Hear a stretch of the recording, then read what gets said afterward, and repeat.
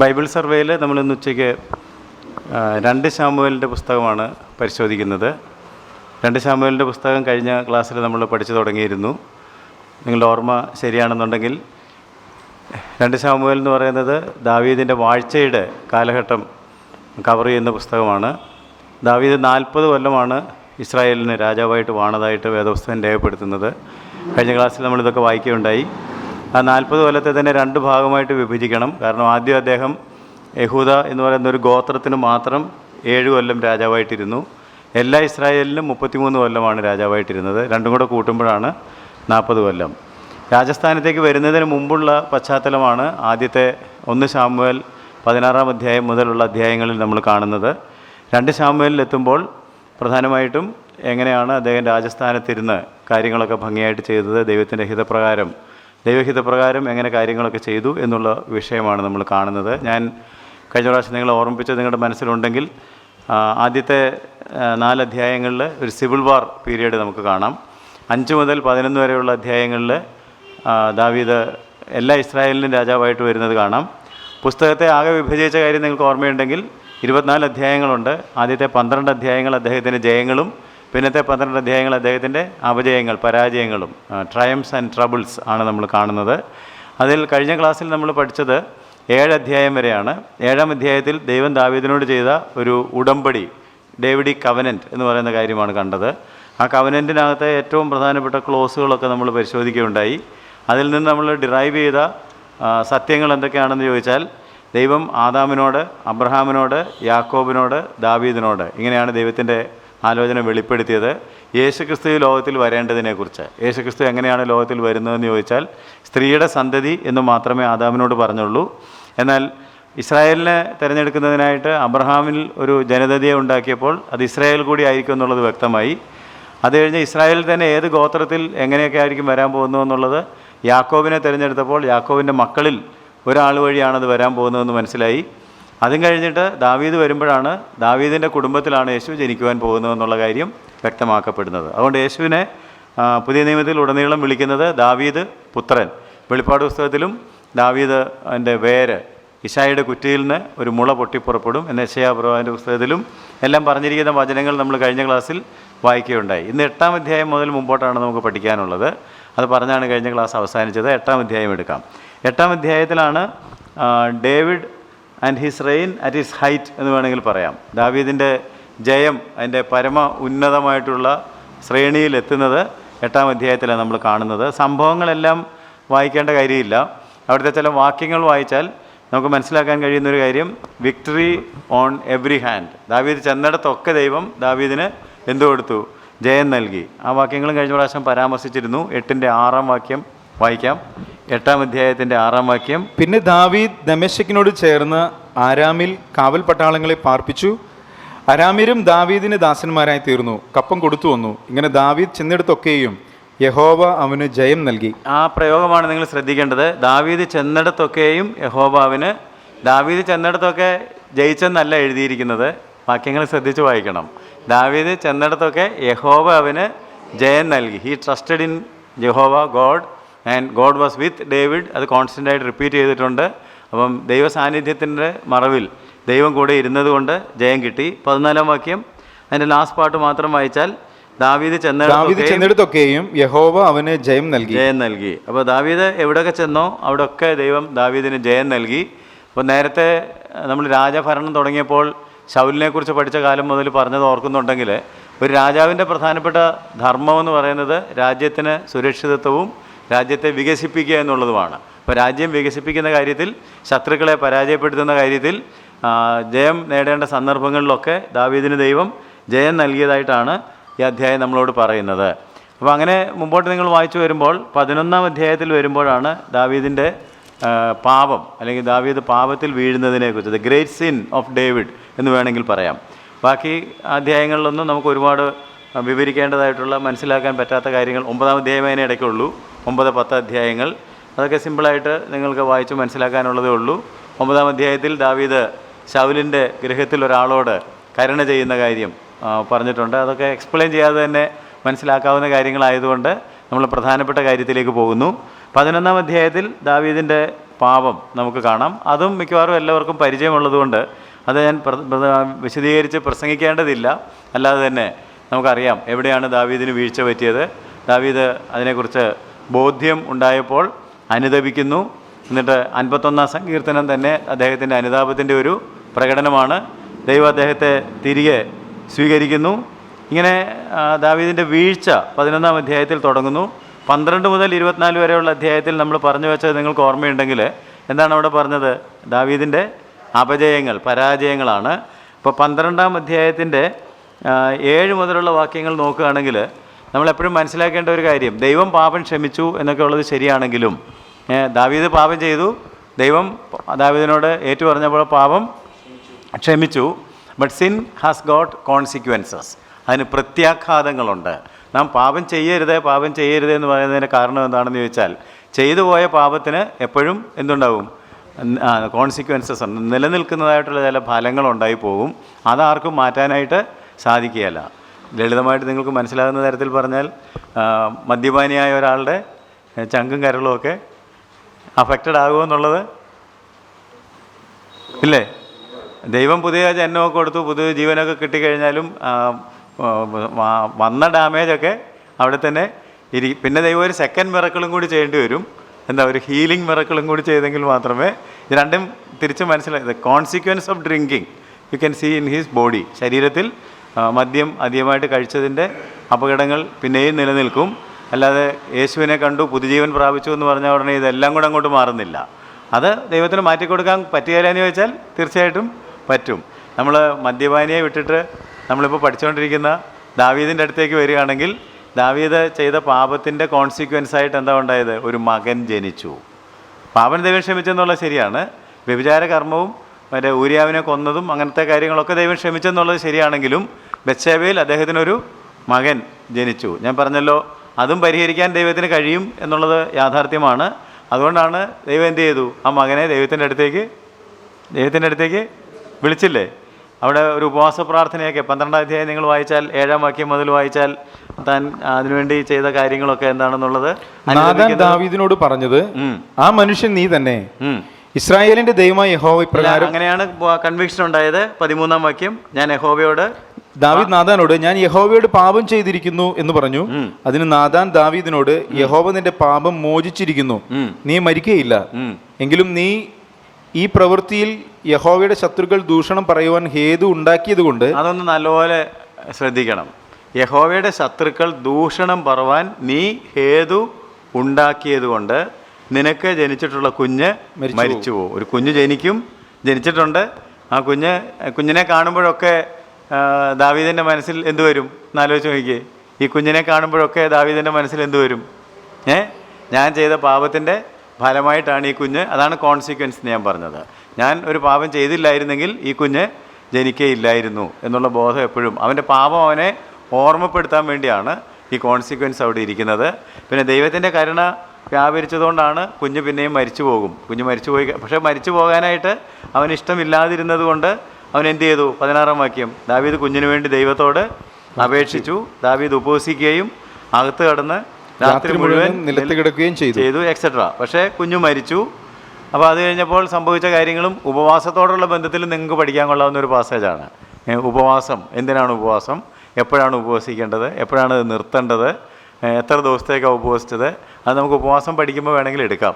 അവിടെ ഒരു നല്ല മാതൃക ഉണ്ടെന്നുള്ള കാര്യം ഞാൻ നിങ്ങളെ ഓർമ്മപ്പെടുത്തുന്നു. നമ്മുടെ പല ഉപവാസങ്ങളും ഈ തരത്തിലൊന്നും അല്ലെന്നുള്ളത് ഇതിനോട് കമ്പയർ ചെയ്യുമ്പോൾ വേണമെങ്കിൽ അത് പഠിക്കാനായിട്ട് ഉപയോഗിക്കാം. കാരണം ഒരു കാര്യത്തിന് വേണ്ടിയാണ് ഉപവസിച്ചെങ്കിൽ അതിൻ്റെ ഉത്തരം കിട്ടിക്കഴിഞ്ഞപ്പോൾ അല്ലേ ഉപവാസം നിർത്തി നമുക്ക് എഴുന്നേക്കാമല്ലോ. ദാവീദ് അങ്ങനെ എഴുന്നേറ്റു. അപ്പോൾ ആളുകൾക്ക് പക്ഷേ മനസ്സിലായില്ല. ഈ കുഞ്ഞ് ജീവിച്ചിരുന്നപ്പോൾ അവന് ഉപവസിക്കുകയായിരുന്നു, മരിച്ചു കഴിഞ്ഞപ്പോൾ എന്ത് പറഞ്ഞു? ആഹാരം തരാൻ പറഞ്ഞു. അപ്പോൾ ഇതെന്തൊരു കഥയാണെന്നുള്ളതാണ് അവർക്ക് തോന്നിയത്. 20-ാം വാക്യം വായിച്ചാൽ, ഉടനെ ദാവീദ് നിലത്തുനിന്ന് എഴുന്നേറ്റ് കുളിച്ച് തൈലം പൂശി വസ്ത്രം മാറി യഹോവയുടെ ആലയത്തിൽ ചെന്ന് നമസ്കരിച്ച് അരമനയിൽ വന്നു. അവന്റെ കൽപ്പന പ്രകാരം അവർ ഭക്ഷണം അവന്റെ മുമ്പിൽ വെച്ചു, അവൻ ഭക്ഷിച്ചു. അവൻ ഭക്ഷിച്ചു. അപ്പോൾ അവര് പിന്നെയും പല ചോദ്യങ്ങളൊക്കെ താഴോട്ട് ചോദിക്കുന്നുണ്ട്. അതിൻ്റെ ഉത്തരം ദാവീദ് പറയുന്നുണ്ട്. പഠന വിഷയമാക്കണം എന്ന് ഞാൻ നിങ്ങളെ ഓർമ്മിപ്പിച്ചു എന്ന് മാത്രമേ ഉള്ളൂ. 13-ാം അധ്യായം മുതലാണ് അദ്ദേഹത്തിൻ്റെ ട്രബിൾസ് അല്ലെങ്കിൽ തലവേദനകൾ ആരംഭിക്കുന്നത് എന്നുള്ള കാര്യം ഓർക്കുക. 13 മുതൽ 21 വരെ നിങ്ങൾ വായിക്കുമ്പോഴും ദാവീദിൻ്റെ തലവേദനകളാണ്. അത് നമുക്ക് ക്ലാസ്സിൽ ഇങ്ങനെ ഡീറ്റെയിൽഡായിട്ട് പഠിക്കേണ്ട ഒരു ആവശ്യമില്ല. കാരണം അബ്ശാലോം കുഴപ്പമുണ്ടാക്കുന്നത്, അതിനെ നേരിടുന്നത്, ഈ കാര്യങ്ങളൊക്കെയാണ് പറഞ്ഞിരിക്കുന്നത്. You see the rebellion of his own son, തൻ്റെ തന്നെ ഒരു മകൻ തനിക്കെതിരെ വിപ്ലവം സംഘടിപ്പിക്കുന്നതും താൻ പ്രതീക്ഷിക്കാത്ത തരത്തിൽ മക്കൾ പ്രതികരിക്കുന്നതും ഒക്കെയാണ് കാണുന്നത്. എന്തായിരിക്കും കാര്യം? 11-ാം അധ്യായത്തിൽ നമ്മൾ വായിച്ചത് വേറൊരുത്തൻ്റെ കുടുംബത്തെ താറുമാറാക്കി വെച്ചാണ് ഇപ്പോൾ നീ രാജാവായിട്ട് ഇരിക്കുന്നത്. പക്ഷെ അങ്ങനെ ആർക്കും പ്രതികാരം എനിക്കുള്ളത് ഞാൻ അത് കോൺസിക്വൻസ് ഞാൻ പറഞ്ഞത് അതൊക്കെ ചെയ്തെങ്കിലും ദൈവം പറയുന്നുണ്ട്, നീ ഇങ്ങനെ ചെയ്തതുകൊണ്ട് വാൾ നിൻ്റെ ഭവനത്തെ വിട്ട് ഒഴിയുകയില്ല, മാറുകയില്ല. അപ്പോൾ അതുകൊണ്ട് അവൻ്റെ വീട്ടിൽ പ്രശ്നമുണ്ടായി, അവൻ മറ്റുള്ളവരുടെ വീട്ടിൽ പ്രശ്നം ഉണ്ടാക്കി. പക്ഷേ പ്രശ്നം എങ്ങോട്ട് വന്നു? അവൻ്റെ വീട്ടിലേക്ക് തന്നെ വന്നു. അവൻ്റെ മക്കൾ അവന് വിധേയപ്പെടാത്തവരും അവന് കൊട്ടാരം വിട്ട് പോകേണ്ടതായിട്ടും, അതൊക്കെ നിങ്ങൾ വായിച്ചിട്ടുണ്ടാവുമല്ലോ, അലഞ്ഞു തിരിഞ്ഞ് നടക്കേണ്ടതായിട്ടും ഒക്കെ വരുന്ന സംഭവങ്ങളാണ് 7-8 അധ്യായങ്ങളിൽ 13 മുതൽ 21 വരെയുള്ള അധ്യായങ്ങളിൽ വിവരിച്ചിരിക്കുന്നത്. അപ്പോൾ നമുക്കൊരു ചാട്ടം 22-ാം അധ്യായത്തിലേക്ക്. ബാക്കി നിങ്ങൾ വായിച്ച് പഠിച്ചോളും എന്ന് ഞാൻ വിശ്വസിക്കുന്നു.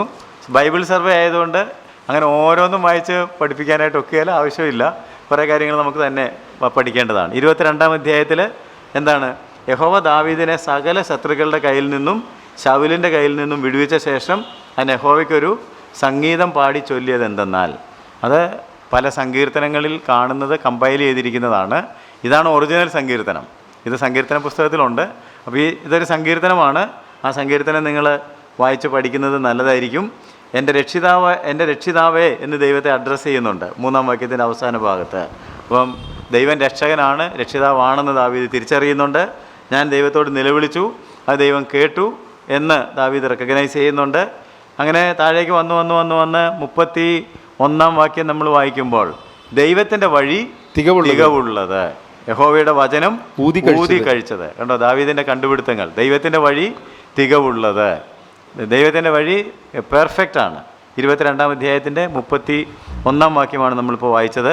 യഹോവയുടെ വചനം സങ്കീർത്തനത്തിൽ വരുമ്പോൾ പറഞ്ഞത് നിലത്ത് ഉലയിൽ ഉരുക്കി 7 പ്രാവശ്യം ശുദ്ധി ചെയ്ത നിർമ്മല വചനങ്ങളാണ് ദൈവത്തിൻ്റെ വചനമെന്നാണ്. അപ്പോൾ ദൈവത്തിൻ്റെ വചനം ഊതി കഴിച്ചതെന്ന് പറഞ്ഞാൽ അത് സോ പ്യുവർ, സോ ഹോളി, അത് വിശുദ്ധമാണ്, നിർമ്മലമാണ്, അതിനകത്ത് ഒരു മാലിന്യങ്ങളും കാണുകയില്ല. എന്നിട്ട് താഴെ പറഞ്ഞു, നിഷ്കളങ്കനെ അവൻ വഴി നടത്തുന്നു, ദൈവം തൻ്റെ രക്ഷയും ദൈവത്തിൻ്റെ കൃപയും ഒക്കെ നമ്മളിലേക്ക് അയക്കുന്നു. ആ സങ്കീർത്തനം മുഴുവൻ നിങ്ങൾ അങ്ങനെ വായിച്ച് പഠിക്കണം എന്ന് ഞാൻ നിങ്ങളെ ഓർമ്മപ്പെടുത്തുന്നു. 47-ാം വാക്യം വായിച്ച് നമുക്ക് മുമ്പോട്ട് പോകാം. യഹോവ ജീവിക്കുന്നു, എൻ്റെ പാറ വാഴ്ത്തപ്പെട്ടവൻ, എൻ്റെ രക്ഷയുടെ പാറയായ ദൈവം ഉന്നതൻ തന്നെ. അപ്പം ഞാൻ നേരത്തെയൊക്കെ പറഞ്ഞുകൊണ്ടിരുന്ന കാര്യം നിങ്ങൾക്ക് ബോധ്യപ്പെട്ട് കാണും. ഓർ ഗോഡ് ലിവ്സ്, നമ്മുടെ ദൈവം ജീവിക്കുന്നു. ദാവീദ് ആ കാര്യം കണ്ടുപിടിക്കുന്നുണ്ട്. എൻ്റെ ദൈവം ജീവിക്കുന്ന ദൈവമാണ്, ആ ദൈവം എനിക്ക് വേണ്ടി പ്രവർത്തിക്കുന്നുണ്ട് എന്നുള്ള കാര്യങ്ങൾ ദാവീദ് ഡിസ്കവർ ചെയ്യുന്നുണ്ട്. അതുകൊണ്ട് അവസാനം പറയുകയാണ് 50-ാം വാക്യത്തിൽ, യഹോവയെ ഞാൻ ജാതികളുടെ മധ്യേ നിനക്ക് സ്തോത്രം ചെയ്യും, നിൻ്റെ നാമത്തെ ഞാൻ കീർത്തിക്കും, അവൻ തൻ്റെ രാജാവിന് മഹാരക്ഷ നൽകുന്നു. അപ്പോൾ രാജാവ് രക്ഷപ്പെട്ടതും ഇങ്ങനെയൊക്കെ കാര്യങ്ങളിലേക്ക് വന്നതും എല്ലാം ദൈവത്തിൻ്റെ കൃപയും ദൈവം ജീവിച്ചിരുന്ന് പ്രവർത്തിച്ചതുകൊണ്ടുമാണെന്നൊക്കെയുള്ള തിരിച്ചറിവ് ദാവീദിനുണ്ടാകുന്നുണ്ട്. 23-ാം അധ്യായം ദാവീദിൻ്റെ അന്ത്യവചനങ്ങൾ അല്ലെങ്കിൽ അന്ത്യവാക്യങ്ങൾ അല്ലേ? ദാവീദിൻ്റെ അന്ത്യവചനങ്ങൾ 23-ാം അധ്യായത്തിലുണ്ട്. ദാവീദ് തന്നെ വിശേഷിപ്പിക്കുന്ന ഒരു പ്രയോഗം ഞാൻ കഴിഞ്ഞ ക്ലാസ്സിൽ പറഞ്ഞൊരു കാര്യത്തോടുള്ള ബന്ധത്തിൽ ശ്രദ്ധിക്കേണ്ടതാണ്. യാക്കോബിൻ ദൈവത്താൽ അഭിഷിക്തൻ, കണ്ടോ, ഔന്നത്യം പ്രാപിച്ച പുരുഷൻ, ഔന്നത്യത്തിൽ എത്തിയവൻ എന്നല്ല, ദൈവത്തിൻ്റെ കൃപയാൽ ഔന്നത്യം പ്രാപിച്ചവൻ. ആ പ്രയോഗങ്ങളെല്ലാം ശ്രദ്ധിക്കണം. യാക്കോബിൻ ദൈവത്താൽ അഭിഷിക്തൻ, ഇസ്രായേലിൻ മധുരഗായകൻ. അതാണ് നമുക്ക് വേണമെങ്കിൽ പഠിക്കാവുന്ന ഒരു വിഷയം ഞാൻ പറഞ്ഞത്. ഇസ്രായേലിൻ്റെ മധുരഗായകൻ എന്നാണ് ദാവീദ് അറിയപ്പെടുന്നത്. യഹോവയുടെ ആത്മാവ് എന്നിൽ സംസാരിക്കുന്നു, അവൻ്റെ വചനം എൻ്റെ നാവിന്മേൽ ഇരിക്കുന്നു. അപ്പോൾ അങ്ങനെ താഴേക്ക് നിങ്ങൾ വായിക്കുമ്പോൾ ദാവീദിൻ്റെ അന്ത്യവചനങ്ങൾ അവിടെ രേഖപ്പെടുത്തിയിട്ടുണ്ട്. പക്ഷെ അതുകൊണ്ട് ദാവീദിൻ്റെ പ്രവൃത്തികളെല്ലാം തീരുന്നില്ല എന്നുള്ള കാര്യവും കൂടി ഓർക്കണം. കാരണം ഒരധ്യായം കൂടെ കിടക്കുക. 24-ാം അധ്യായത്തിൽ വീണ്ടും നമ്മൾ കാണുന്നത് ദാവീദിൻ്റെ മറ്റൊരു അബദ്ധമാണ്, മറ്റൊരു പാപമാണ്. ദാവീദ് പല പാപങ്ങൾ ചെയ്തിട്ടുണ്ട്. പലരും ധരിച്ചിരിക്കുന്നത് ദാവീദ് ആകപ്പാടെ ഒരു പാപമേ ചെയ്തിട്ടുള്ളൂ എന്നായിരിക്കുമെന്ന് ഞാൻ കരുതുന്നു. എന്നാൽ ഒരു പാപമല്ല, ആ ഒരു പാപത്തിൽ തന്നെ പല പാപങ്ങളുണ്ട് എന്നതൊരു സത്യം.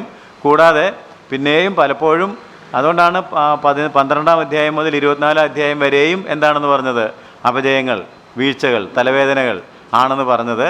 പാപത്തിൻ്റെ കോൺസിക്വൻസസ് മുഴുവൻ അനുഭവിച്ചുകൊണ്ടാണ് 12 മുതൽ 24 വരെയുള്ള അധ്യായത്തിൽ ദാവീദ് ജീവിക്കുന്നത്. രാജാവായിരുന്നെങ്കിലും രാജകൊട്ടാരം വിട്ടുപോകേണ്ടി വരുന്നു പലതരത്തിൽ. എന്നാൽ പിന്നീട് രാജകൊട്ടാരത്തിലേക്ക് തിരിച്ചൊക്കെ വരുന്നുണ്ട്. വന്നു കഴിഞ്ഞപ്പോൾ 24-ാം അധ്യായത്തിൽ അദ്ദേഹം ചെയ്ത ഒരു മഹാ അപരാധം അടുത്തത് രേഖപ്പെടുത്തിയിട്ടുണ്ട്. എന്താണെന്ന് എല്ലാവർക്കും അറിയാമായിരിക്കും. എന്താണ് സംഭവം? ജനത്തെ എണ്ണി.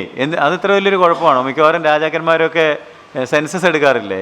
അപ്പോൾ ദാവീദ് രാജാവും സെൻസസ് എടുത്തു എന്നുള്ളത് വലിയൊരു അപരാധമാണോ?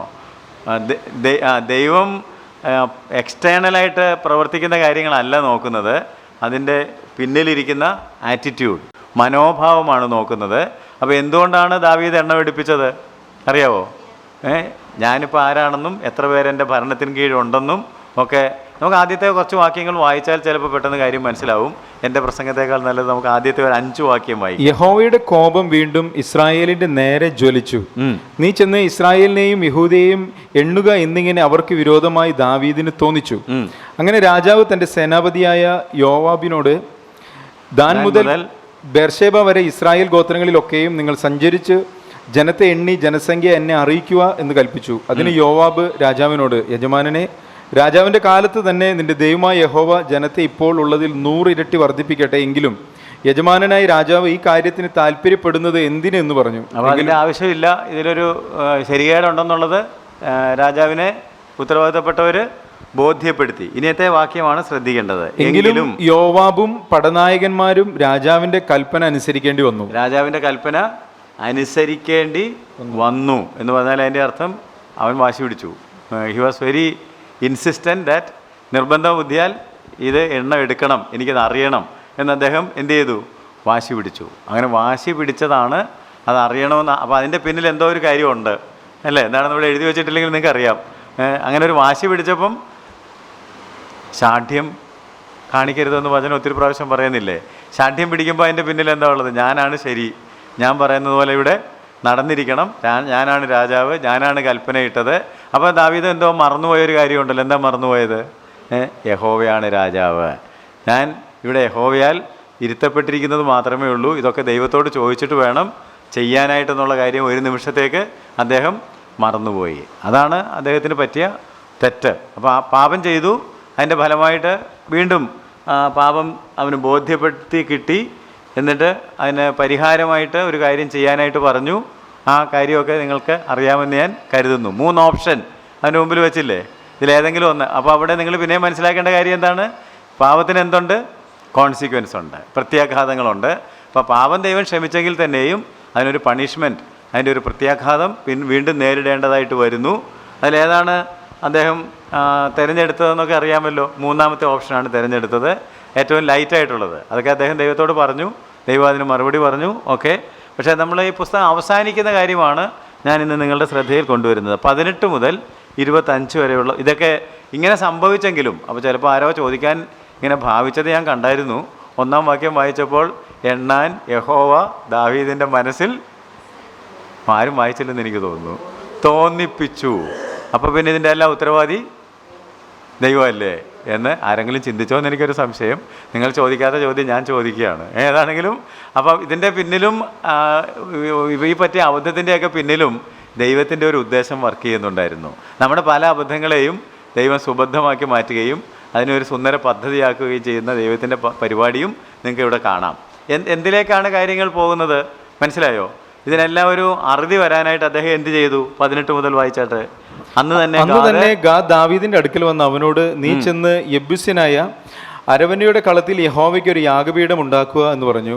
യഹോവയുടെ കൽപ്പന പ്രകാരം ഗാദ് പറഞ്ഞതുപോലെ ദാവീദ് അവിടേക്ക് പോയി. അരവനെ നോക്കി രാജാവും അവന്റെ ഭൃത്യന്മാരും തന്റെ അടുക്കൽ വരുന്ന കണ്ടപ്പോൾ അരവന പുറപ്പെട്ടു ചെന്ന് രാജാവിന്റെ മുമ്പിൽ സാഷ്ടാംഗം വീണ് നമസ്കരിച്ചു. യജമാനനായി രാജാവ് അടിയന്റെ അടുക്കൽ വരുന്നത് എന്ത് എന്ന് അരവന ചോദിച്ചതിന് ദാവീദ്, ബാധ ജനത്തെ വിട്ടുമാറുവാൻ തക്കവണ്ണം യഹോവയ്ക്ക് ഒരു യാഗപീഠം പണിയേണ്ടതിന് ഈ കളം നിന്നോട് വിലയ്ക്ക് വാങ്ങുവാൻ തന്നെ എന്ന് പറഞ്ഞു. അരവന ദാവീദിനോട്, യജമാനനായ രാജാവിന് ബോധിച്ചത് എടുത്ത് യാഗം കഴിച്ചാലും ഹോമയാഗത്തിനുള്ള കാളകളും വിറകിന് മെതിവണ്ടികളും കാളക്കോപ്പുകളും ഇതാ. രാജാവേ, ഇതൊക്കെയും അരവന രാജാവിന് തരുന്നു എന്ന് പറഞ്ഞു. നിന്റെ ദൈവമായ യഹോവ നിന്നിൽ പ്രസാദിക്കുമാറാകട്ടെ എന്ന് അരവന രാജാവിനോട് പറഞ്ഞു. രാജാവ് അരവനയോട്, അങ്ങനെയല്ല, ഞാൻ അത് നിന്നോട് വിലക്കേ വാങ്ങുകയുള്ളൂ. എനിക്ക് ഒന്നും ചെലവില്ലാതെ ഞാൻ എൻ്റെ ദൈവമായ യഹോവയ്ക്ക് ഹോമയാഗം കഴിക്കുകയില്ല എന്ന് പറഞ്ഞു. അങ്ങനെ ദാവീദ് കളത്തെയും കാളകളെയും 50 ശേക്കൽ വെള്ളിക്ക് വാങ്ങി. ദാവീദ് യഹോവയ്ക്ക് അവിടെ ഒരു യാഗപീഠം പണിതു. ഹോമയാഗങ്ങളും സമാധാന യാഗങ്ങളും കഴിച്ചു. അപ്പോൾ യഹോവ ദേശത്തിന്റെ പ്രാർത്ഥന കേട്ടു. ബാധ ഇസ്രായേലിനെ വിട്ടുമാറുകയും ചെയ്തു. What is the significance of this incident? ഈ സംഭവത്തിൻ്റെ സവിശേഷത, പ്രത്യേകത എന്താണ്? എന്തെങ്കിലും ഉണ്ടോ? എന്താണ് പ്രത്യേകത? എന്താണ് സവിശേഷത? ദാവീദിനെക്കുറിച്ച് ദൈവത്തിൻ്റെ പദ്ധതി വാസ്തവത്തിൽ എന്തായിരുന്നു? ദൈവത്തിനൊരു ആലയം പണിയണം. പക്ഷേ ദാവീദ് അത് ആഗ്രഹിക്കുകയും ദൈവത്തോട് പറയുകയും ചെയ്തെങ്കിലും ദാവീദിനെ കൊണ്ട് അത് പണിയിക്കാതിരുന്നത് എന്തുകൊണ്ടാണ്? രക്തച്ചൊരിച്ചിലുണ്ടാക്കി, അവൻ പാപം ചെയ്തു എന്നൊക്കെ ഉള്ളതുകൊണ്ടാണ്.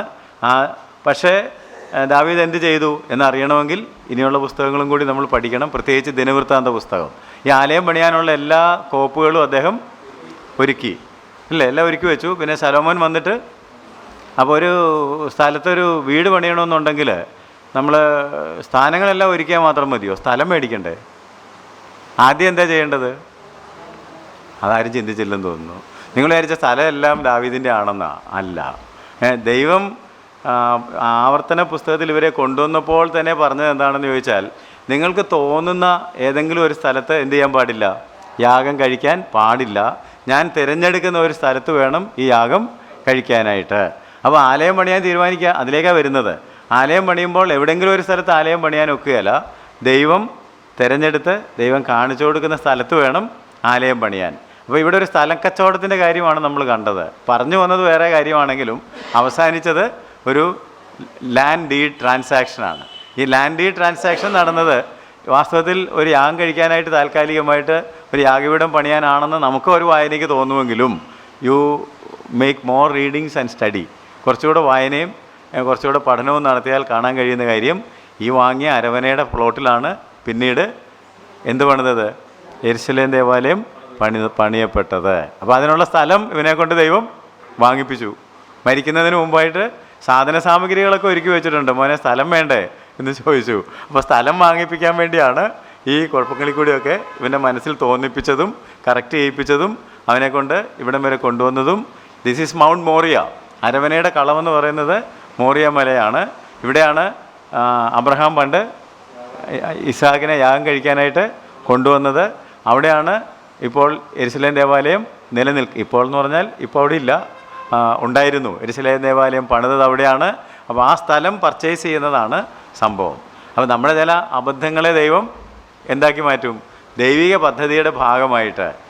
ചിലപ്പോൾ നമ്മൾ പലപ്പോഴും നമ്മുടെ അബദ്ധത്തിൽ നിന്നും നമ്മുടെ വീഴ്ചകളിൽ നിന്നും പോരായ്മകളിൽ നിന്നൊക്കെ ചില അബദ്ധങ്ങൾ ഇതുപോലെ ചെയ്തെന്ന് വരാം. ഞാൻ പണ്ട് നിങ്ങളോടൊരു കഥ പറഞ്ഞിട്ടുണ്ട്. അത് ഇപ്പം ഇനി പെട്ടെന്ന് പറഞ്ഞാൽ ചിലപ്പോൾ ഓർമ്മ വരും. നല്ലൊരു വീട്ടിൻ്റെ ഭിത്തിയേൽ ഒരാൾക്ക് ചായ കൊടുത്തപ്പം ചായ തെറിച്ച് വീണ കഥ ഞാൻ പറഞ്ഞ ഓർമ്മയുണ്ടാവുമല്ലോ. പക്ഷെ ഒരു പെയിൻറ്ററെ വിളിച്ചിട്ട് എന്ത് ചെയ്തു?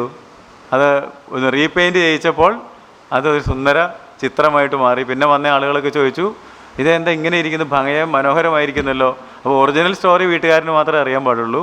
He spill tea on the wall, but a painter came and made a beautiful picture, a portrait out of it എന്ന് പറഞ്ഞതുപോലെ നമ്മൾ ചിലപ്പം ചില അബദ്ധങ്ങൾ വരികയും നമ്മുടെ കയ്യിൽ നിന്ന് വല്ലതും തെറിച്ച് വീഴുകയൊക്കെ ചെയ്തെന്നിരിക്കാം.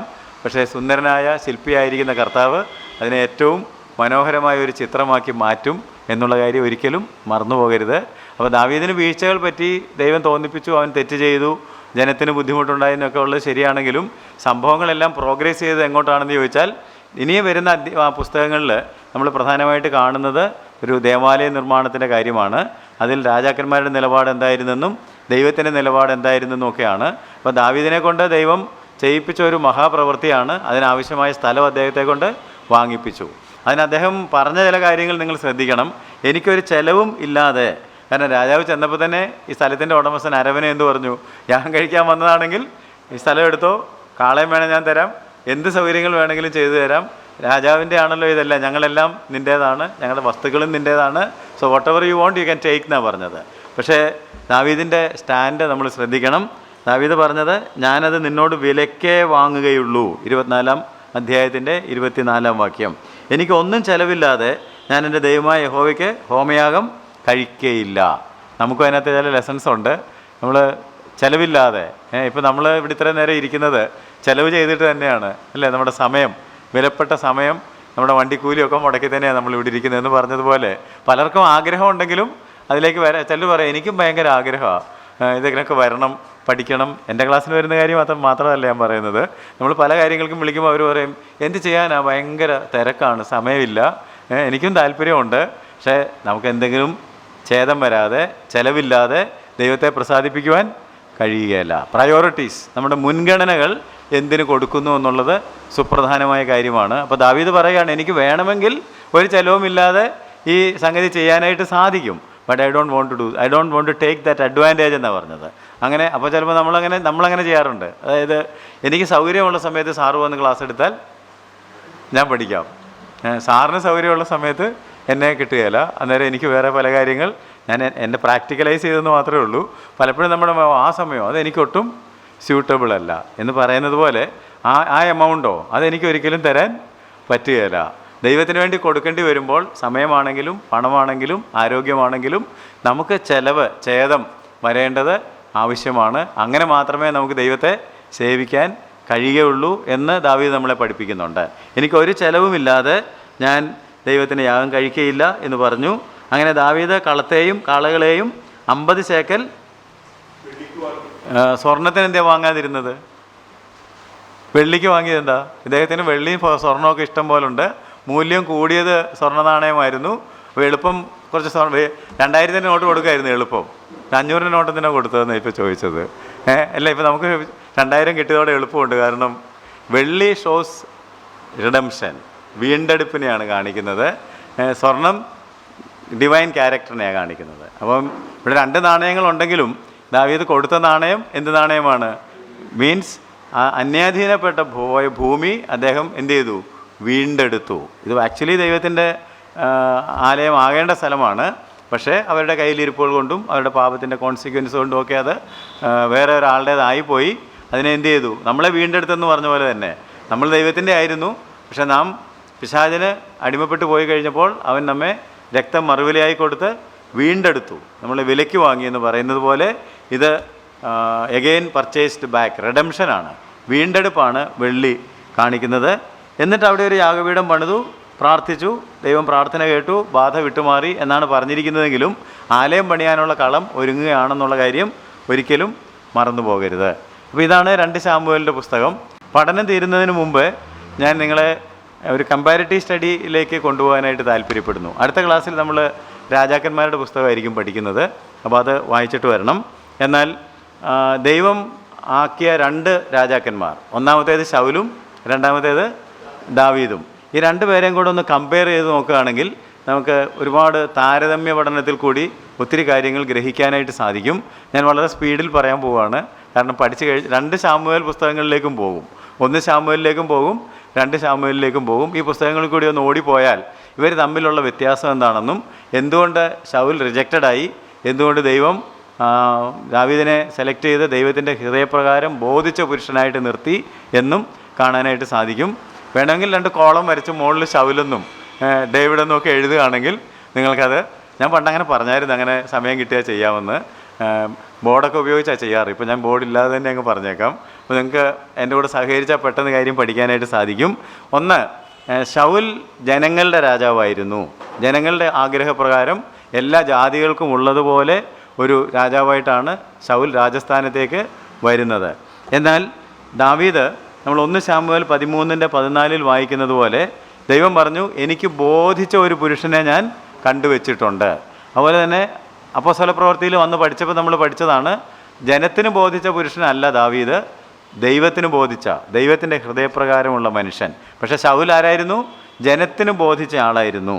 അതുകൊണ്ട് തന്നെ വാസ്തവത്തിൽ എന്ത് സംഭവിച്ചു എന്ന് ചോദിച്ചാൽ 2, നമ്പർ 2, ഈ ശൗൽ ടോട്ടലി ഡിഫീറ്റഡായി, പരാജിതനായി തീർന്നു. 26-ാം അധ്യായത്തിൻ്റെ 21-ാം വാക്യം നമ്മൾ നേരത്തെ വായിച്ചിട്ടുണ്ട്. ഞാൻ അത്യന്തം ഭോഷത്വമായത് പ്രവർത്തിച്ചു, I have played A fool എന്നൊക്കെ പറഞ്ഞാൽ നിങ്ങൾക്ക് ഓർമ്മയുണ്ടാവുമല്ലോ. 26-21 ഫസ്റ്റ് ശമൂവേൽ. സെക്കൻഡ് ശമൂവേൽ ആകുകയില്ല, കാരണം സെക്കൻഡ് ശമൂവേലിന് 24 അധ്യായമേ ഉള്ളൂ. അപ്പോൾ ഞാൻ 26-ന്നും 30-എന്നൊക്കെ പറയുമ്പം ഏത് പുസ്തകമാണെന്ന് ഇങ്ങോട്ട് ചോദിക്കാതിരിക്കാനാണ് അങ്ങോട്ട് പറഞ്ഞത്. സെക്കൻഡ് ശമൂവേലിന് 24 അധ്യായമേ ഉള്ളൂ. അപ്പോൾ അതിനപ്പുറത്തെ അധ്യായങ്ങൾ പറഞ്ഞാൽ എവിടെ ആയിരിക്കും? 1 ശമൂവേലായിരിക്കും. 1 ശമൂവേൽ 26:21 അദ്ദേഹത്തിൻ്റെ പരാജയം അദ്ദേഹം തന്നെ വിലയിരുത്തുന്നുണ്ട്. അദ്ദേഹം എന്താ പറയുന്നത്? ഞാൻ അത്യന്തം ഭോഷത്വമായത് പ്രവർത്തിച്ചു, എനിക്ക് തെറ്റുപറ്റിപ്പോയി, അതുകൊണ്ട് ഞാൻ ആത്മഹത്യ ചെയ്യട്ടെ. അത് അദ്ദേഹത്തിൻ്റെ പരാജയത്തെയാണ്.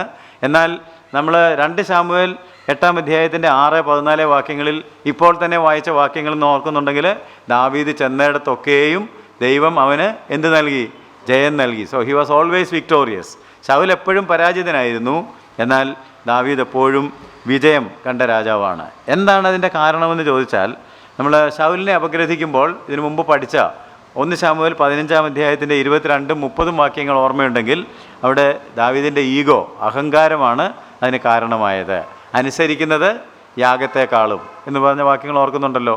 പിന്നെ പാപം ബോധ്യപ്പെട്ടു, എന്നാൽ പാപം ബോധ്യപ്പെട്ടെങ്കിലും അദ്ദേഹം പറയുന്നത്, എങ്കിലും ജനത്തിൻ്റെ മുമ്പാകെ നീ എന്നെ ആദരിച്ച്. ഈ വാക്യങ്ങൾ ഞാൻ സ്പീഡ് കുറയ്ക്കണോ? ഓർമ്മയുണ്ടെന്ന് ഞാൻ കരുതുന്നു.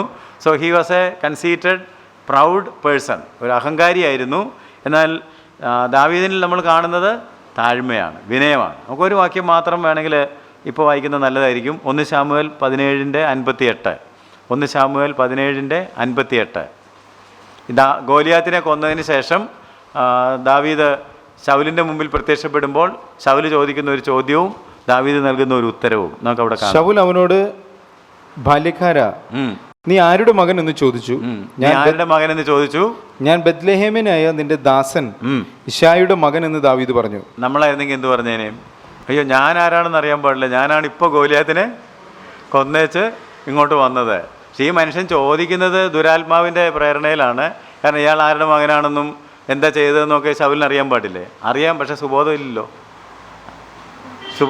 ആത്മാവ് പോയതോടുകൂടി സുബോധം പോയി. അപ്പോൾ ഈ സുബോധം ഇല്ലാതാണ് ചോദിക്കുന്നത്.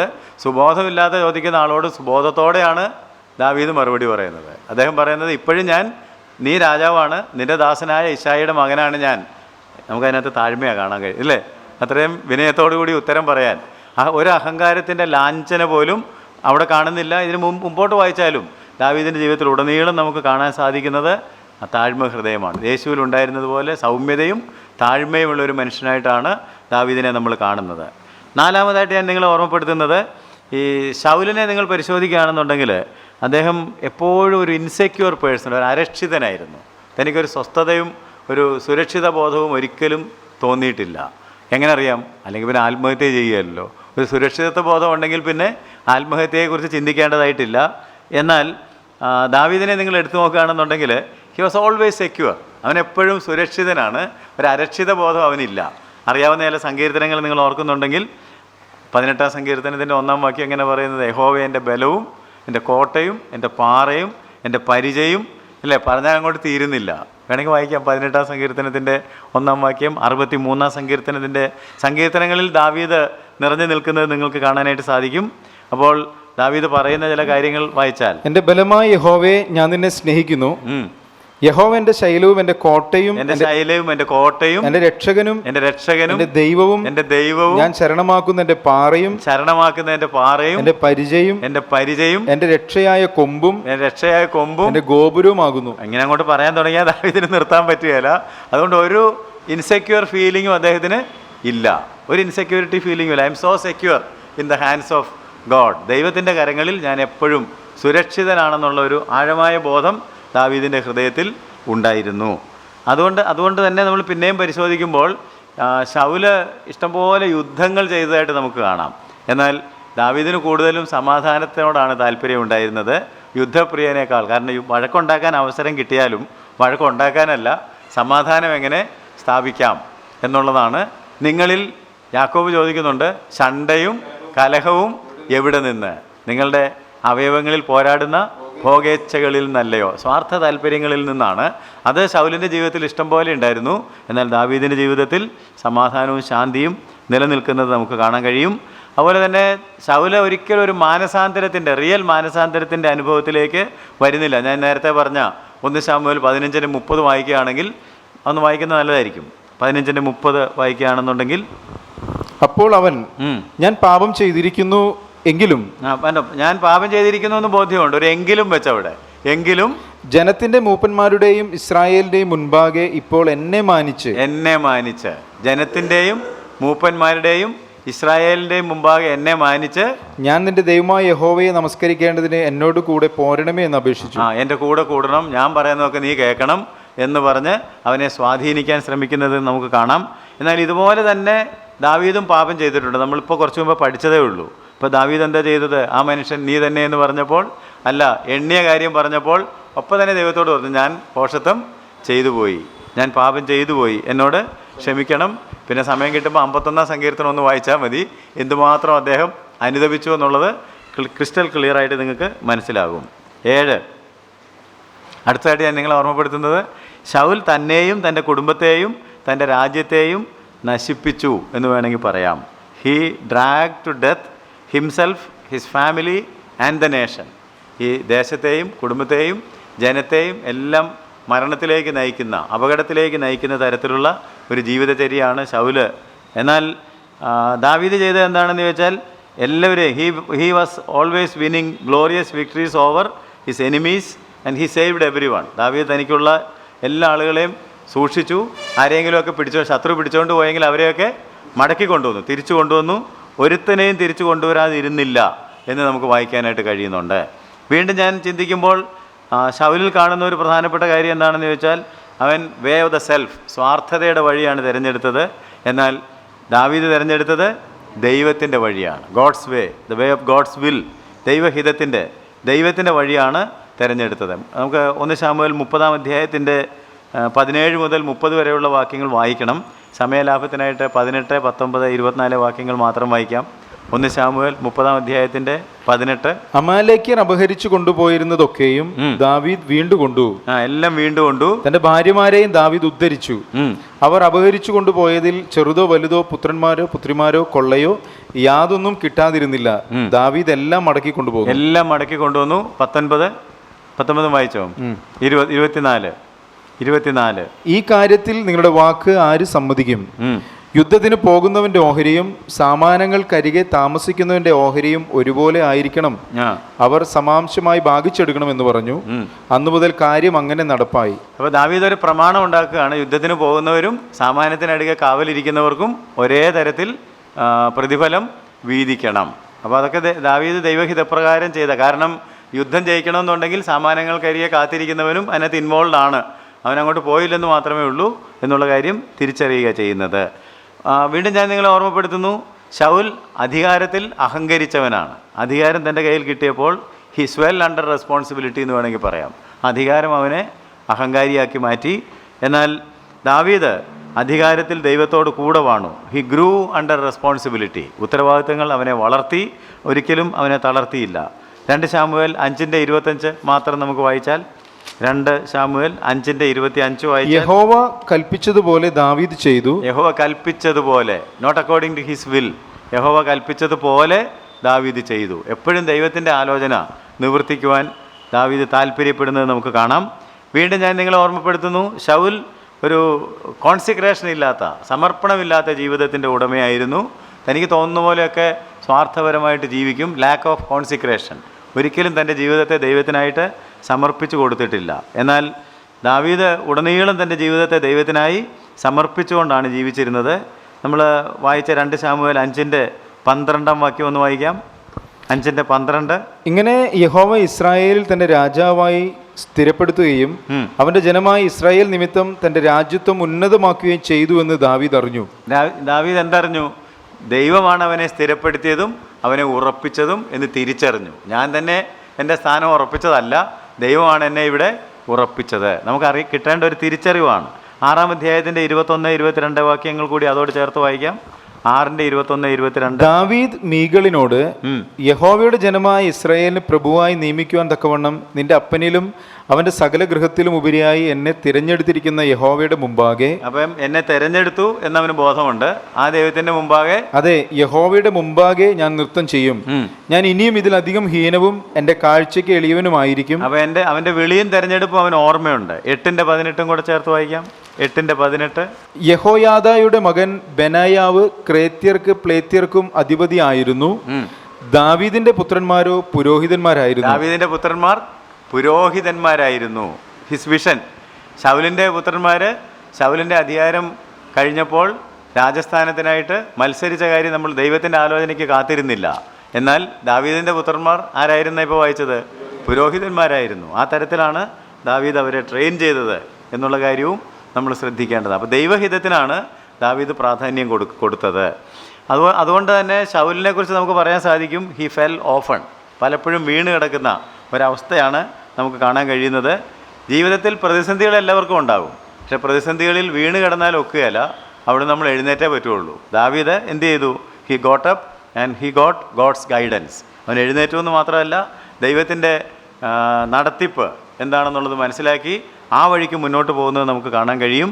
1 ശമൂവേൽ 18:14 30:6 അതിനോടുള്ള ബന്ധത്തിൽ വായിക്കേണ്ടതാണ്. 1 ശമൂവേൽ 18:14 ദാവീദ് എല്ലാ വഴികളിലും വിവേകത്തോടെ നടന്നു. എല്ലാ വഴികളിലും വിവേകത്തോടെ നടന്നു. യഹോവ അവനോട് കൂടെ ഉണ്ടായിരുന്നു. യഹോവ അവനോട് കൂടെ ഉണ്ടായിരുന്നു. അവൻ ഏറ്റവും വിവേകത്തോടെ നടന്നു. ഏറ്റവും വിവേകത്തോടു കൂടെ നടന്നു. 30:6 പ്രതിസന്ധികളിൽ അവൻ എന്ത് ചെയ്തു എന്ന് നമുക്ക് നോക്കാം. 30:6 ദാവീദ് വലിയ കഷ്ടത്തിലായി. ജനത്തിൽ ഓരോരുത്തന്റെ ഹൃദയം താന്താന്റെ പുത്രന്മാരെയും പുത്രിമാരെയും കുറിച്ച് വ്യസനിച്ചിരിക്കുക കൊണ്ട് അവനെ കല്ലെറിയണമെന്ന് ജനം പറഞ്ഞു.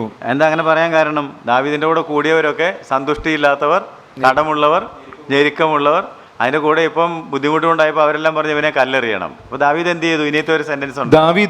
ദാവീദോ തന്റെ ദൈവമായ യഹോവയിൽ ധൈര്യപ്പെട്ടു. ദാവീദോ തന്റെ ദൈവമായ യഹോവയിൽ ധൈര്യപ്പെട്ടു. ഇംഗ്ലീഷിൽ വായിക്കുകയാണെങ്കിൽ ഡേവിഡ് എൻകറേജ്ഡ് ഹിംസെൽഫ് എന്നാണ്. സ്ട്രെങ്തൻഡ്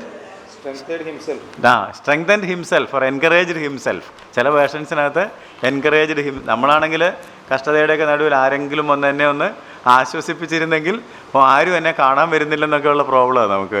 ആരെങ്കിലും വന്നൊരു പാട്ട് പാടിയിരുന്നെങ്കിൽ, എന്നെ ഒന്ന് ആശ്വസിപ്പിച്ചിരുന്നെങ്കിൽ, എനിക്ക് വേണ്ടി ഒന്ന് പ്രാർത്ഥിച്ചിരുന്നെങ്കിൽ. പക്ഷേ ദാവീദിന് ആരുമില്ല. കാരണം എവിടേക്കാണ് ദാവീദ് കഷ്ടപ്പെട്ടു പോയത്? ഗുഹയിലും ഗഹ്വരങ്ങളിലും മരുഭൂമിയിലും ഒക്കെയാണ്. അപ്പോൾ അദ്ദേഹത്തെ എൻകറേജ് ചെയ്യാൻ ആരാ ഉള്ളത്? He encouraged himself, he strengthened himself. വെള്ളമില്ലാതെ ഉണങ്ങി വരേണ്ട ദേശത്ത് അവൻ വെള്ളം അന്വേഷിച്ചില്ല. അവൻ അന്വേഷിച്ചത് എന്താണ്? 63-ാം സങ്കീർത്തനത്തിൽ ദൈവത്തെ അന്വേഷിച്ചത്. കാരണം ദൈവം വന്നാൽ എല്ലാം ഉണ്ട്. ദൈവത്തിൻ്റെ ഇടയ്ക്ക് ഇരിക്കുന്നവർക്ക് ദാഹിക്കുകയില്ല, വിശക്കുകയില്ല, കരയേണ്ടി വരികയില്ല എന്നൊക്കെ അവൻ അറിയാവുന്നതുകൊണ്ട് he did not seek for a bottle of water but he sought out God. എന്നിട്ട് പറഞ്ഞു, എൻ്റെ ഉള്ളം നിന്നോട് പറ്റിയിരിക്കുന്നു. My soul followeth hard after thee എന്നാണ്. എൻ്റെ ആത്മാവ് നിൻ്റെ പുറകെ മാൻ നീർത്തോടിനായി പോകുന്നത് പോലെ വന്നുകൊണ്ടിരിക്കുകയാണ്. അപ്പോൾ ആ തരത്തിലുള്ള ഒരു എൻകറേജ്മെൻറ്റ് അദ്ദേഹത്തിൻ്റെ ഉള്ളിൽ തന്നെ ഉണ്ടായിരുന്നു. അപ്പോൾ നമ്മൾ ഈ കാര്യം ഒന്ന് ഓർത്തോണം. അതുകൊണ്ട് ദാവീദിൻ്റെ സങ്കീർത്തനത്തിലൊക്കെ ഇടയ്ക്ക് പറയും, എൻ്റെ മനസ്സ് ഇടിഞ്ഞിരിക്കുന്നു. ഇച്ചിരി കഴിയുമ്പോൾ പറയും, എൻ്റെ മനസ്സ് ഉറച്ചിരിക്കുന്നു. അതെങ്ങനെ പെട്ടെന്ന് ഉറച്ചത്? താൻ തൻ്റെ മനസ്സിനെ ഉണർത്തി മനസ്സിനെ ഒന്നുകൂടെ ഉത്സാഹിപ്പിച്ചിട്ട് പറഞ്ഞു, എൻ മനമേ ഉണരുക, നീ എന്തിനാ ഇങ്ങനെ കിടക്കുന്നത്?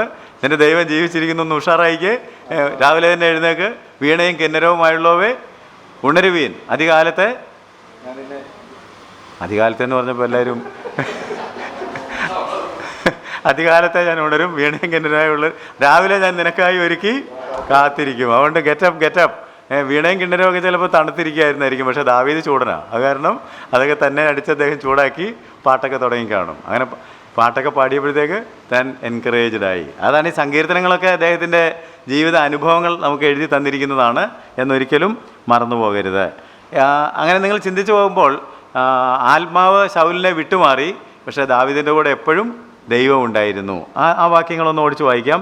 1 ശമൂവേൽ 16-18. ബാല്യക്കാരിൽ ഒരുത്തൻ ബെത്ലഹേമിനെ ഈശോയുടെ മകനെ ഞാൻ കണ്ടിട്ടുണ്ട്. അവൻ കിന്നര വായനയിൽ നിപുണനും പരാക്രമശാലിയും യോദ്ധാവും വാക്ചാതുര്യമുള്ളവനും കോമളനുമാകുന്നു. യഹോവയും അവനോട് കൂടെ ഉണ്ട്. 18-14, 28, 18-ാം അധ്യായത്തിന്റെ 14-ാം വാക്യം, 28-ാം വാക്യം. ദാവീദ് എല്ലാ വഴികളിലും വിവേകത്തോടെ നടന്നു, യഹോവ അവനോട് കൂടെ ഉണ്ടായിരുന്നു. 28-ാം വാക്യം. യഹോവ ദാവീദിനോട് കൂടെ ഉണ്ടെന്ന്. യഹോവ ദാവീദിന്റെ കൂടെ ഉണ്ട്. 2 ശമൂവേൽ 5:10. ഇത് കോൺസ്റ്റന്റ്ലി പറയുന്ന ഒരു കാര്യമാണ്. 2 ശമൂവേൽ 5-ാം അധ്യായത്തിന്റെ 10-ാം വാക്യം. സൈന്യങ്ങളുടെ ദൈവമായ യഹോവ തന്നോട് കൂടെ ഉണ്ടായിരുന്നതുകൊണ്ട്. ഇത് ആ ഒരു പ്രയോഗമാണ് നിങ്ങൾ ശ്രദ്ധിക്കേണ്ടത്. All through his life God was with David, with him. അതേസമയം ശൗലിനെ കുറിച്ച് പറഞ്ഞിരിക്കുന്നത് ദൈവം അവനെ വിട്ടുമാറി. God was not with Saul. അപ്പോൾ നമ്മുടെ വിജയത്തിൻ്റെ രഹസ്യം എന്ന് പറയുന്നത് ദൈവ സാന്നിധ്യം നമ്മളുടെ കൂടെ ഉണ്ടായിരിക്കണം. അതുകൊണ്ട് ദൈവത്തിൻ്റെ ഹിതത്തിന് വിധേയപ്പെട്ട് എപ്പോഴും ജീവിക്കുവാനായിട്ട് ശ്രദ്ധിക്കുക. എനിക്ക് ദാവീദിനെക്കുറിച്ച് പറഞ്ഞാൽ ഇനി ഒത്തിരി കാര്യങ്ങൾ പറയാനുണ്ട്. David never boasted in his perfections but confessed his imperfections. ദാവീദിൽ നമ്മൾ കാണേണ്ട ഒരു കാര്യം, തൻ്റെ പൂർണ്ണതകളിൽ, നേട്ടങ്ങളിൽ ഒരിക്കലും അദ്ദേഹം അഹങ്കരിച്ചില്ല. തൻ്റെ അപാകതകൾ എപ്പോഴും ദൈവത്തോട് ഏറ്റുപറഞ്ഞുകൊണ്ടിരുന്നു. വേണമെങ്കിൽ തനിക്ക് പ്രശംസിക്കുവാൻ ഒരുപാട് കാര്യങ്ങൾ, അതുകൊണ്ടാണ് പറഞ്ഞത് എൻ്റെ ഉള്ളം യഹോവയിൽ പ്രശംസിക്കുന്നു. എൻ്റെ മക്കളിൽ പ്രശംസിച്ചില്ല, എൻ്റെ വിദ്യാഭ്യാസത്തിൽ പ്രശംസിച്ചില്ല, എൻ്റെ നേട്ടങ്ങളിൽ പ്രശംസിച്ചില്ല, എനിക്ക് ചെന്നിടത്തൊക്കെ ദൈവം ജയം തന്നെന്ന് പറഞ്ഞ് അതിനകത്ത് പാടിയില്ല. അദ്ദേഹം പ്രശംസിച്ചത് അദ്ദേഹത്തിൻ്റെ ബലഹീനതകളിലാണ്. പൗലോസ് പറയുന്ന പോലെ, എനിക്ക് എന്തെങ്കിലും പ്രശംസിക്കാനുണ്ടെങ്കിൽ എൻ്റെ ബലഹീനതകളാണ്. കാരണം എൻ്റെ ബലഹീനതയിലാണ് അവൻ്റെ ശക്തി തികഞ്ഞ് വരുന്നത്. David learn to handle himself. തന്നെ കൈകാര്യം ചെയ്യാൻ അദ്ദേഹം പഠിച്ചു. അതുകൊണ്ടാണ് മറ്റുള്ളവരെ കൈകാര്യം ചെയ്യാൻ പറ്റിയത്. അപ്പോൾ നമ്മൾ ആദ്യം പഠിക്കേണ്ടത്, നമുക്ക് മറ്റുള്ളവരെ കൈകാര്യം ചെയ്യാൻ നല്ല വശമാണ്, പക്ഷെ പഠിക്കേണ്ടത് നമ്മളെ തന്നെ കൈകാര്യം ചെയ്യാനായിട്ടാണ്. ഡേവിഡിൻ്റെ വിജയം അവിടെ ഇരിക്കുന്നത്, he learn to handle himself. അതുകൊണ്ടാണ് നമ്മൾ വായിച്ചത്, അവൻ വളരെ വിവേകത്തോടെ എല്ലാ കാര്യങ്ങളും ചെയ്തു. അവൻ്റെ കൂടെ കൂടിയത് ആരൊക്കെയായിരുന്നു? കുറച്ച് മുമ്പ് ഞാൻ പറഞ്ഞായിരുന്നു, 22:2 വായിച്ചാൽ മതി. ഫസ്റ്റ് സാമുവേൽ 1 സാമുവേൽ 22:2 വായിച്ചാൽ, കടമുള്ളവർ, ഞെരുക്കമുള്ളവർ, സന്തുഷ്ടിയില്ലാത്തവർ. വായിച്ച എത്ര പേരാ? 1-2 പേരൊന്നുമല്ല. ഞെരുക്കമുള്ളവർ, കടമുള്ളവർ, സന്തുഷ്ടിയില്ലാത്തവർ എന്നീ വകക്കാർ ഒക്കെയും അവൻ്റെ അടുക്കൽ വന്നുകൂടി. അവൻ അവർക്ക് തലവനായി തീർന്നു. അവനോട് കൂടെ ഏകദേശം 400 പേർ ഉണ്ടായിരുന്നു. എത്ര പേരായിരുന്നു? സന്തുഷ്ടിയില്ലാത്ത, കടമുള്ളവർ 4 പേര് നമ്മുടെ കൂടെ കൂടിയാൽ നമ്മുടെ ഗ്യാസ് പോകും. അപ്പോൾ ഇദ്ദേഹത്തിൻ്റെ കൂടെ ഈ 400 പേരാണ് ഉള്ളത്. സന്തുഷ്ടിയില്ലാത്തവർ, കടമുള്ളവർ, ഞെരുക്കമുള്ളവർ, എല്ലാം മൊത്തം പ്രശ്നക്കാരാണ്. അപ്പോൾ ഈ പ്രശ്നക്കാരെ എല്ലാം കൊണ്ട് വേണം പോയി യുദ്ധങ്ങളൊക്കെ ജയിക്കാനും കാര്യങ്ങളൊക്കെ നടത്താനായിട്ടും. അപ്പോൾ അവിടെ അദ്ദേഹത്തെ തന്നെ ഹാൻഡിൽ ചെയ്യാൻ പറ്റിയെങ്കിലേ ഇവരെ ഹാൻഡിൽ ചെയ്യാനായിട്ട് പറ്റുള്ളൂ. അപ്പോൾ ഞാൻ പറഞ്ഞ സെൻറ്റൻസ് ശ്രദ്ധിക്കണം. He learn to handle himself. That is a most difficult thing. മനസ്സിലായോ?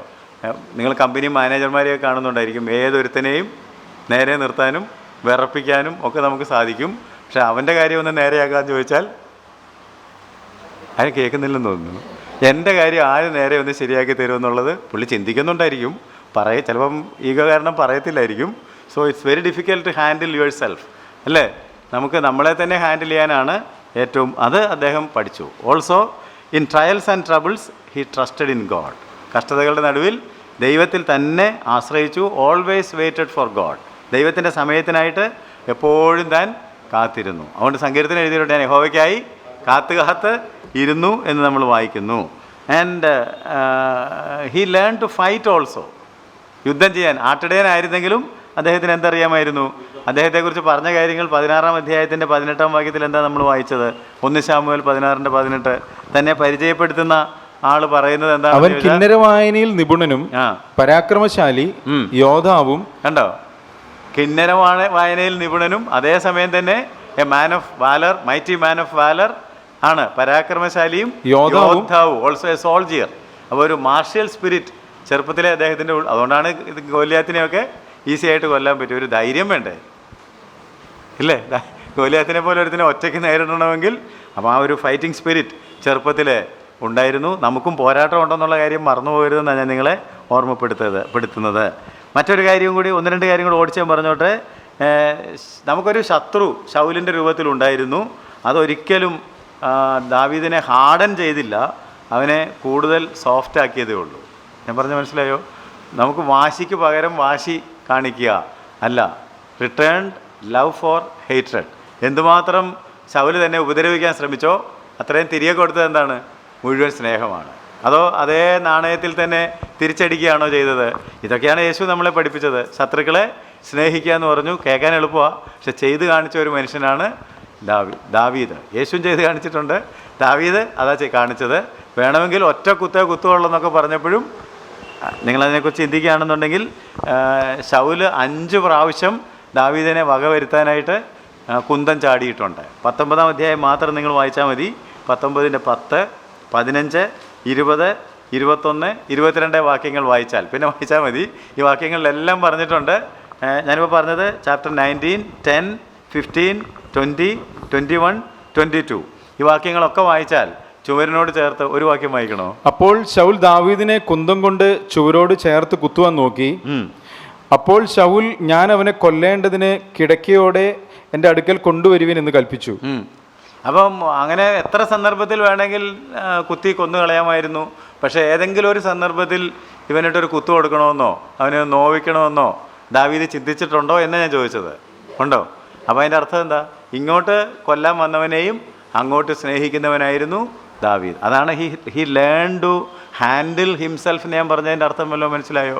നമുക്ക് നോർമലായിട്ട് വരുന്നത് എന്തെങ്കിലും ഇവനൊരു പണി കൊടുക്കണം. 5 പ്രാവശ്യം പറ്റും എന്നെ ഇങ്ങനെ എൻ്റെ പുറകെ നടക്കാൻ. ഞാൻ എന്താ അവനോട് ചെയ്തത്? 1-ാം പ്രാവശ്യം ഞാൻ തിരിച്ചടിച്ചില്ല, 2-ാം പ്രാവശ്യം തിരിച്ചടിച്ചില്ല, ഈ പ്രാവശ്യം അങ്ങനെ എന്നോട് ചെല്ലു പറഞ്ഞിട്ടുണ്ട്. പെന്തക്കോസുകാരനാണെന്ന് കണ്ട അങ്ങനെ ഒന്നും ഞാൻ അങ്ങ് വിട്ടുകൊടുക്കാൻ തീരുമാനിച്ചിട്ടില്ല. എത്ര പ്രാവശ്യം ഒന്നും കണ്ട ക്ഷമിക്കുന്നതെന്നൊക്കെ പറഞ്ഞിട്ടുണ്ട്.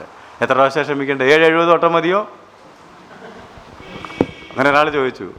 ഞാൻ എൻ്റെ ക്ഷമയുടെ നെല്ലിപ്പലക ഞാൻ നിങ്ങളോട് പറഞ്ഞിട്ടുണ്ട്, അതിൻ്റെ താഴെ വല്ല പലക ഉണ്ടോ എന്ന് തപ്പി നോക്കണമെന്ന്. അങ്ങനെയാണ് ഈ ദാവീദ് ചെയ്തതെന്നുള്ള കാര്യം ശ്രദ്ധേയമാണ്. അതുകൊണ്ട് ഫൈനലായിട്ട് ഞാൻ നിങ്ങളെ ഓർമ്മപ്പെടുത്തുന്നു, he was able to build Israel as a nation both spiritually and nationally. ദേശീയമായിട്ടും ആത്മീയമായിട്ടും ഇസ്രായേലിനെ പടുത്തുയർത്തിയതിൽ നിർണായകമായ പങ്ക് വഹിച്ച ഒരാളാണ് ദാവീദ്. അപ്പോൾ അതുകൊണ്ടാണ് എനിക്ക് ബോധിച്ച പുരുഷൻ, ദൈവത്തിൻ്റെ ഹൃദയപ്രകാരമുള്ള മനുഷ്യൻ, തൻ്റെ തലമുറയിൽ ദൈവത്തിൻ്റെ ആലോചനയ്ക്ക് ശുശ്രൂഷ ചെയ്ത ശേഷം കാലയവനിക്കുള്ളിൽ മറഞ്ഞയാൾ എന്നൊക്കെ ദാവീദിനെക്കുറിച്ച് പറഞ്ഞിരിക്കുന്നത്. ദാവീദിനെക്കുറിച്ച് ഇനി പഠിക്കാൻ ഒത്തിരി കാര്യങ്ങളുണ്ട്. പക്ഷേ നമുക്ക് എവിടെയെങ്കിലും നിർത്താൻ വേണ്ടി നമ്മളിവിടെ നിർത്തുകയാണ്. അടുത്ത ക്ലാസ്സിൽ രാജാക്കന്മാരുടെ പുസ്തകം പഠിക്കും. ദിനവൃത്താന്ത പുസ്തകത്തിൽ വരുമ്പോൾ വീണ്ടും നമുക്ക് ആരെ പഠിക്കേണ്ടി വരും? സങ്കീർത്തനത്തിൽ വരുമ്പോൾ വീണ്ടും ദാവീദ്, പുതിയ നിയമത്തിൽ വരുമ്പോൾ വീണ്ടും ദാവീദ് വരും. അപ്പോൾ ദാവീദ് വരുമ്പോൾ നമുക്ക് പഠിക്കാം. ഇപ്പോൾ ദാവീദിനെക്കുറിച്ച് തൽക്കാലം നമുക്ക് പഠനം അവസാനിപ്പിച്ചിട്ട് ദാവീദ് നമ്മുടെ മുമ്പിൽ ഒരു നല്ല മാതൃകയായിട്ട് നിൽക്കട്ടെ. ചിലപ്പോൾ പല ശൗലുമാരൊക്കെ നമ്മുടെ ജീവിതത്തിൽ വന്നെന്ന് വരാം. എന്നാൽ നമുക്ക് ദാവീദിൻ്റെ ആ ക്വാളിറ്റീസ് ഇംബൈബ് ചെയ്യാനായിട്ട് പരിശുദ്ധാത്മാവ് കൃപ തരട്ടെ. നമുക്ക് പ്രാർത്ഥിക്കാം. കർത്താവേ, സ്വർഗ്ഗസ്ഥ പിതാവേ, ഞങ്ങൾക്ക് തന്ന നല്ല സന്ദർഭത്തിനായിട്ട് ഞങ്ങൾ നിൻ്റെ നാമത്തെ നന്ദിയോട് സ്തോത്രം ചെയ്യുന്നു. ദാവീദിൻ്റെ സുന്ദര മാതൃകയ്ക്കായിട്ട് ഞങ്ങൾ നിൻ്റെ നാമത്തെ നന്ദിയോട് സ്തോത്രം ചെയ്യുന്നു. അവൻ കർത്താവെ എപ്പോഴും ദൈവത്തോടുകൂടെ നടക്കുകയും ദൈവത്തിൻ്റെ ഹിതം അനുഷ്ഠിക്കുകയും അവൻ്റെ ഹിതമെല്ലാം അനുഷ്ഠിക്കും എന്ന് നീ അവനെക്കുറിച്ച് സാക്ഷ്യപ്പെടുത്തത്തക്ക തരത്തിൽ ദൈവത്തിൻ്റെ ബോധിച്ച പുരുഷനായി താൻ വളർന്നു വന്നതുപോലെ കർത്താവ് ഞങ്ങൾക്കും ഞങ്ങളുടെ ജീവിതത്തെ കരുപ്പിടിപ്പിക്കുവാൻ ഈ ജീവിതങ്ങൾ മാതൃകയാകട്ടെ ഞങ്ങൾ പ്രാർത്ഥിക്കുകയാണ്. ശൗലിലുണ്ടായിരുന്ന അക്ഷമയും വൈരാഗ്യവും കർത്താവ് അസൂയയും ഒന്നും ഞങ്ങളിൽ കടന്നുകൂടാതെ അതൊക്കെയും കർത്താവെ വിട്ടുകളവാൻ തക്കവണ്ണം, എല്ലാ ദുർഗുണങ്ങളുമായി ഞങ്ങളെ വിട്ടൊഴിഞ്ഞു പോകുവാൻ തക്കവണ്ണം, തമ്മിൽ ദയയും മനസ്സലിവുള്ളവരായി ദൈവം ക്രിസ്തുവിൽ ഞങ്ങളെ സ്നേഹിക്കുകയും ഞങ്ങളോട് ക്ഷമിക്കുകയും ചെയ്തതുപോലെ ക്ഷമിക്കുവാനും കർത്താവിൻ്റെ ആ സ്വഭാവം, ദിവ്യ സ്വഭാവത്തിൻ്റെ കൂട്ടാളികളായി പുതുജീവനിൽ വളരുവാനും തക്കവണ്ണം വചനം കേട്ട എല്ലാ പ്രിയപ്പെട്ടവരെയും കരങ്ങളിൽ താഴ്ത്തുന്നു. ഞങ്ങളെ തുടർന്ന് സഹായിക്കണം. നിൻ്റെ സാന്നിധ്യം എപ്പോഴും ഞങ്ങളുടെ കൂടെ ഉണ്ടായിരിക്കണം ഞങ്ങളോട് അപേക്ഷിക്കുന്നു. യേശുവിൻ്റെ നാമത്തിൽ ഞങ്ങളുടെ പ്രാർത്ഥന കേൾക്കണമേ. ആമേ.